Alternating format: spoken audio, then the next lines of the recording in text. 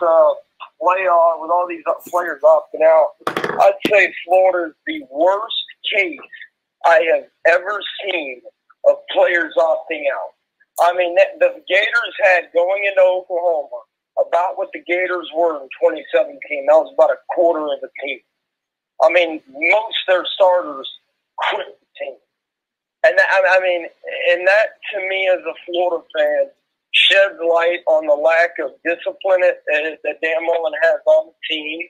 He promotes the idea of go get the money.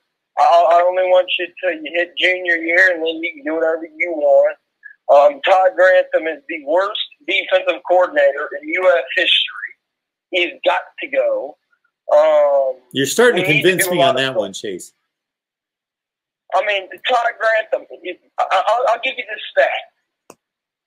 U.S. pre this year only gave up 600 yards twice in school history. That was 2014 against Alabama, and then that was again, and I believe 2010 against, I forget the opponent. This year alone, U.S. has given up 600 plus yards 3 times this season. Let that sink in.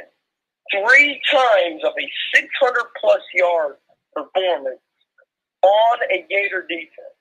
Throughout these down years that Florida's had, what has been the golden standard of Florida? A first-round draft pick level defense. That is gone. The identity of our team was defense, and now that's gone. Chase, your point is well taken. Let me say one thing to put that into context. Your point is well taken. I completely agree that their defense severely underachieved and was an embarrassment in the bowl game. But let's also understand that teams are gaining more yardage than they ever have before. I understand that. But to give up that many yards in a season is unacceptable. I don't care what it is. It is unacceptable to give up that many points when you won your division. It is unacceptable. You see Georgia giving up 28 points, 30 points, 55 points every week. Do you see them doing that on a consistent basis and giving up 600 plus yards of defensive play? Do you see that? Do I see who giving up that kind of points? Georgia. Well, of course not. Georgia's got a better defense than Florida. There's no question about that. Where has that level of defense gone? And again, I point back to the fact that over the past 2 seasons, Todd Grantham inherited the last era and the new era of Will Muschamp and Jim McElwain's defense. He inherited this golden standard defense. He brings in this philosophy. This is Todd Grantham in a nutshell. Blitz the first 2 downs and try to force a turnover. And if he can't get the turnover on the first 2 downs, he gives up and lets him get a first down. He gambles on fumbles and picks. And if he cannot get them, he gives up. That is Todd Grantham in a nutshell. He gave up last year against LSU.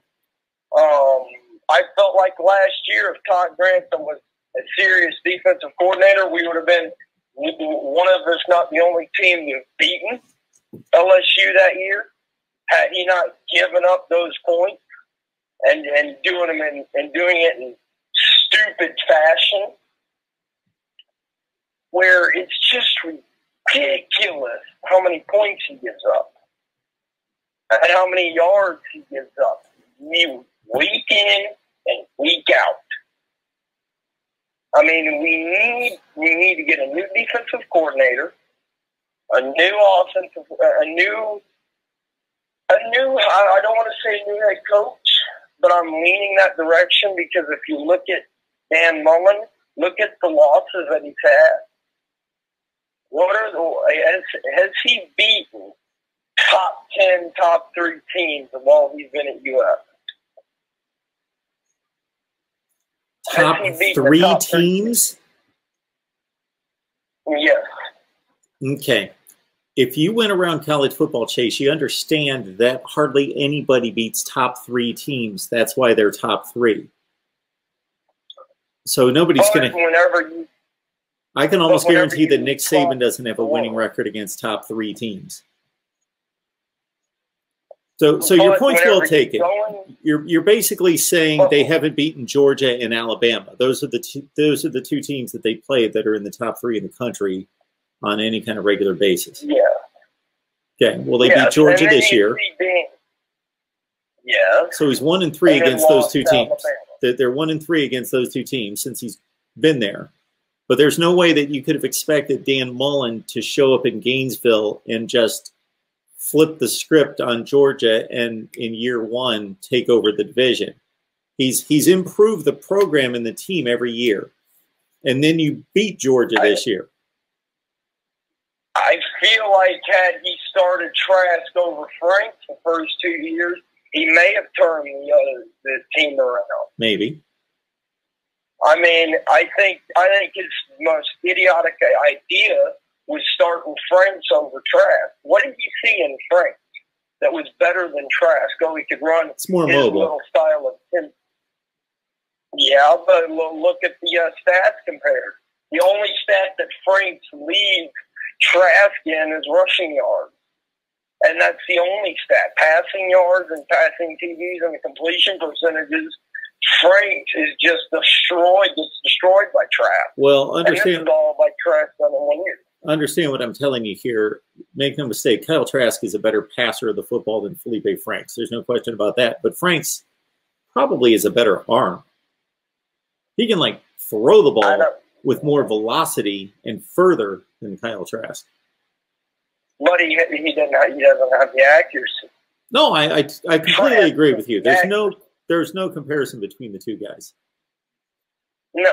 I mean, and one of the things that I've kind of wondered is if Will Greer did not get suspended in 2015, do you think we would have won a national title that year? Had he not gotten suspended for that weed stuff while he was at UF, do you think they would have won a national title? I would have loved to have seen what would have happened. Obviously, you guys were, 6-0, and he was off to a great start, and we saw what he did at West Virginia, but you weren't going to win a national title. I don't know. Look at that offense. You have one Super Bowl receiver in the Marcus Robertson, Antonio Callaway, Brandon Powell. You got Kelvin Taylor at running back. You got the 11th pick of the draft and Vernon Hargrave on defense. No, there were three teams in college football that were exceptional that year. Those would be Alabama, Clemson, and Ohio State. Clemson, Ohio State. Do you think if Will Greer would not gotten suspended, do you think there could have been a fourth in Florida? That would have been a what? There would have been a fourth exceptional team that year. You make a great point. I'm trying to think whatever the curb stomping score was against Alabama in the SEC championship. Was that the 54-15? One of them was like 54-15, and the other one was whatever it was. They were both routes, 20, 15, and 16. But you make a great point about the Grantham thing, in that even though Florida was underachieving under Muschamp and McElwain, other than the 2012 team, which I think is one of the more underrated teams in the last 10 years, that team should have made the BCS championship, or should have played Alabama in the SEC championship game. Anyway, those teams were so good on defense. The offense was horrible. You know, when you got Treon Harris playing in an SEC championship game. But the defenses were so good on those teams. I don't know what's happened. How long's Grantham? Did Grantham come with Mullen? Yes. Okay, so in the players, 18. So the players wanted Randy Shannon. They wanted him over Grantham But Mullen, I guess, formed a pact with the Mississippi State coaches. He essentially brought all the Mississippi State coaches over from Mississippi State, and Grantham was one of them. And Grantham, I think, had just gotten to Mississippi State for about a year, about 1 or 2 years at that point, I believe. Okay. And he's been here 2018, 2019, 2020. So that's 3 seasons. Yep. And hasn't done squat. Had a lot of cover for him. And I would say it's a combination of things. The one thing that McElwain and Muschamp has done is they knew how to recruit defensive stars. I mean, Muschamp brought in Matt Elam. He brought in Dante Fowler Jr. He brought in Neron Ball, rest in peace, Neron. He brought in all these, Keanu Neal, Marcus May, Brian Poole, Quincy Wilson, Jalen Tabor, Jared Davis, Alex Anzalone, all these great defensive players, all of which are playing in the NFL right now. Then McElwain comes in. He gives us Chauncey Gardner-Johnson, Boshawn Joseph, David Reese, Ja'Kai Polite, C.C. Jefferson, Adam Schuler, Tyree Campbell, all these elite players on defense. Mullen comes in.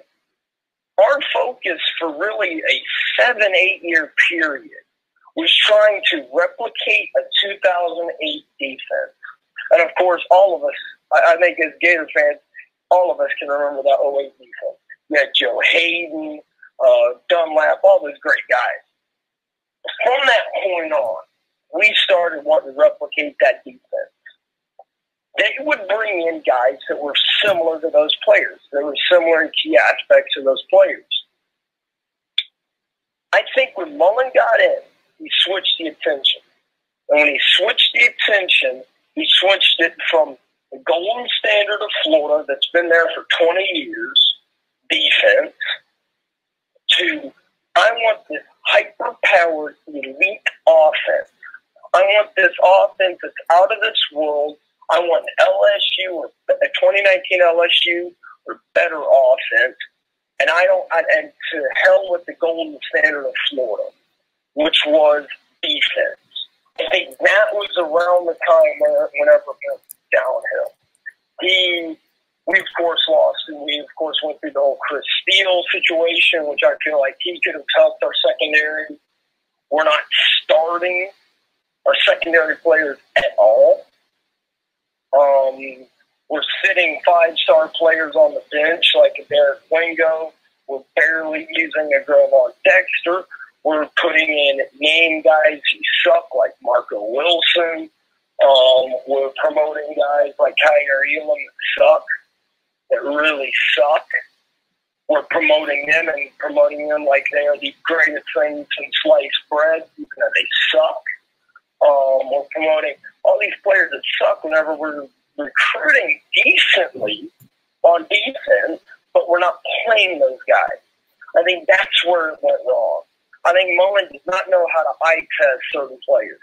I don't think he knows how to eye test a Marco Wilson, a Donovan Steiner, a Kyrie Elam, a Brenton Cox, a Gravon Dexter. I don't think he knows how to eye test them and how to put them in their appropriate positions.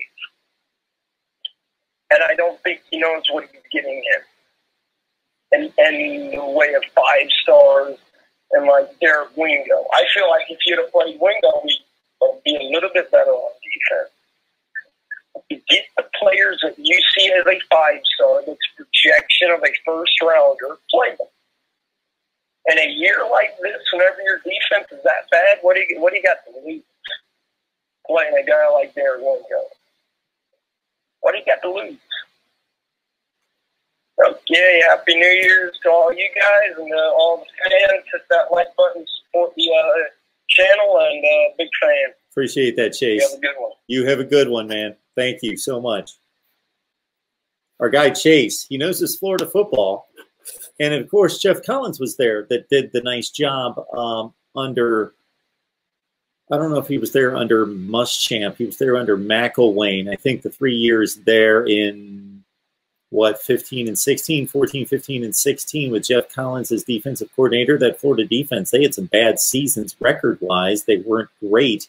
They did go to 2 SEC championship games with inferior offensive play, but the defenses were really good under Jeff Collins. And then they had the 4-7 season, or was it 4-8? They had a 4-win season twice in the last 10 years. One, they only played 11 games. But anyway, 4-7 or 8 season in 2017 under Randy Shannon as defensive coordinator, but the defense was not the problem. Yeah, it is really telling that Jeff Collins and Randy Shannon could get that much out of the Florida defensive recruits and Will Muschamp before that. And then all of a sudden, Dan Mullen comes in, brings Todd Grantham, who had a good reputation coming in his other stops. But Todd Grantham comes in, and the defense has been awful. And the recruiting has gotten a little bit better. Florida was recruiting. Recruiting was never the issue. Will Muschamp brought in some tremendous classes. Recruiting was never the issue. It was developing an offense and a quarterback other than Will Grier. And Chase brings up a great point that in 2015, man, it would have been interesting to see what would have happened with Will Grier at the controls for the entire season. Really interesting to see. Because it was that particular year that Florida still went to the SEC championship game, but my goodness. And I get those two teams mixed up a little bit in 15 and 16, the two Florida teams. They were pretty much mirror images of each other. But in terms of who they lost to, they had 1 year where they were 10-1. And then somebody beat them late in the season, but they already had the SEC Eastern Division wrapped up. Somebody not good beat them. And then they lost to Florida State. They got trucked by Florida State. And then the 2 games against Alabama in the SEC championship game in 2015 and 16, I remember one score was 54-15. And I forget the score of the other game. It wasn't nearly as bad, but just deplorable offensive play. Treon Harris at quarterback,